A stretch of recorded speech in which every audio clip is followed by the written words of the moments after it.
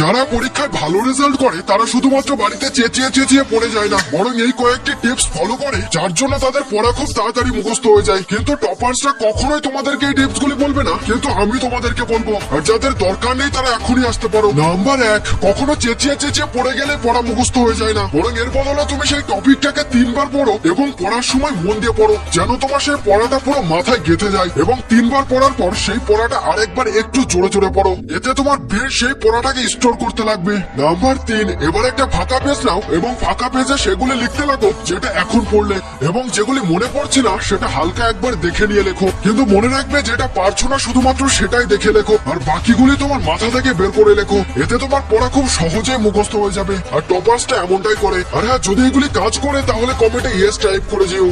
তোমার যদি একটা ভালো বন্ধু থাকে তাহলে তার সাথে এই কাজগুলি কখনোই করবে না, তাহলে সেই বন্ধুত্ব তোমাদের আর বেশি দিন থাকবে না। তাই বন্ধুদের জন্য ভিডিওটা শেষ পর্যন্ত দেখতে পারো। নাম্বার 1, বন্ধুত্ব এমন একটা সম্পর্ক যেখানে রাগ অভিমান এসব কিছুই থাকে না এবং কোনো শর্ত থাকে না। তাই বন্ধুদেরকে শুধুমাত্র কাজের সময় নাই, এমনি অন্যান্য সময়ও মনে করো, এতে তোমাদের বন্ধুত্ব আরো ভালো হবে। নাম্বার 2, তোমাদের বন্ধুত্ব তখনই নষ্ট হবে যখন তুমি অনেকের মাঝে তোমার ওরা বানানোর জন্য তোমার বন্ধুকে অপমান করবে। এতে বন্ধুত্ব খারাপ হতে পারে আর তোমার বন্ধু অতিরিক্ত কষ্ট পেতে পারে, তাই এগুলি কখনোই করবে না। নাম্বার 3, যদি তোমার বন্ধু দেরি হয়ে যায় তাহলে তুমি ধুয়ে কখনোই চলে যাবে না। এতে তুমি যদি বলো সেটা তোমাদের বন্ধুত্ব, তাহলে কখনোই মানা যাবে না, কারণ আসল বন্ধুত্ব যাদের তারা কখনোই একা ফেলে কাউকে চলে যায় না। নাম্বার 4, তোমার বন্ধু যদি কোনো খারাপ কিছু করে তুমি ভালো বন্ধু হওয়ার খাতিরে তুমি তার চোখে আঙুল দিয়ে বুঝিয়ে দাও, আর তুমি তার ভুল জেনেও তুমি যদি তাকে উৎসাহ দাও তাহলে সেটা তোমাদের ভালো বন্ধুত্ব কখনোই হতে পারে না। নাম্বার 5, তুমি অনেক বন্ধুদের মাঝে তোমার বেস্ট ফ্রেন্ডকে ইগনোর করছো এবং সেই সমস্ত বন্ধু যাওয়ার পর তুমি আবার তোমার বেস্ট ফ্রেন্ডের সাথে আবার ভালোভাবে মিশছো, তাহলে তোমাদের বন্ধুত্বের মাঝে কিছু না কিছু গ্যাপ আছে। এটা কখনোই নয় যে অনেকের মাঝে তুমি তাকে ইগনোর করবে, তাই এটা কখনোই করো না। আরে আমি তো তোমাদের বন্ধু আছি, আর যারা বাকি আছো তারা কমেন্ট বক্সে ইয়েস টাইপ করে যেও।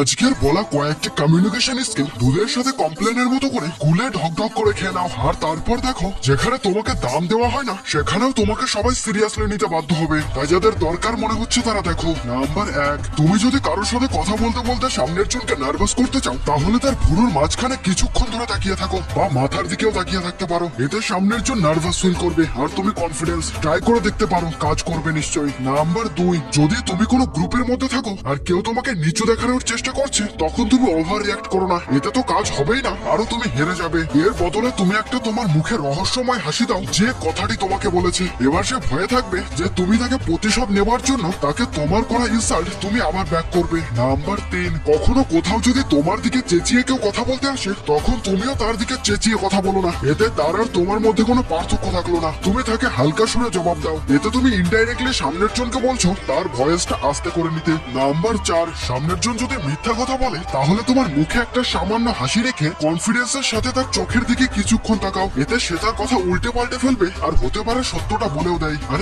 কমেন্ট বক্সে তোমাদের একটা পছন্দের ইমোজি দিয়ে যেতে পারো।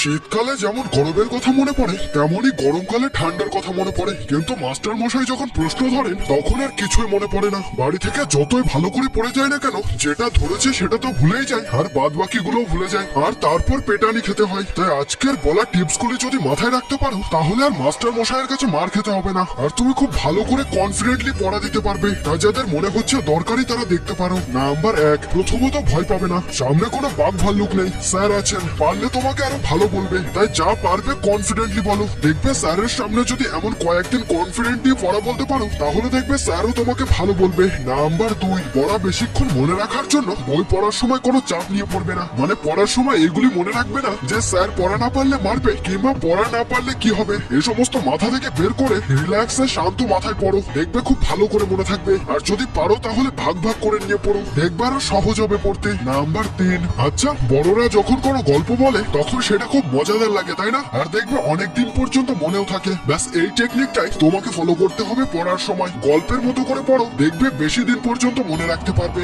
নাম্বার 4, কখনো বেশি চিৎকার করে পড়বে না যে পাশের বাড়ির লোক পর্যন্ত শুনতে পাই। তোমার ভয়েসে কন্ট্রোল রাখো এবং এমন ভাবে পড়ো যেন তোমার কান পর্যন্ত পৌঁছায়, আর আস্তে আস্তে পড়লে মনেও গেঁথে যায়। তাই আস্তে আস্তে বুঝে বুঝে পড়ার চেষ্টা করো, এরপর দেখবে স্যারের কাছে পড়া দিতেও বাঁধবে না আর স্যার তোমাকে ভালোও বলবে। আর হ্যাঁ, কমেন্ট বক্সে বলে যেও তোমাদের বিদ্যালয়ের নাম কি।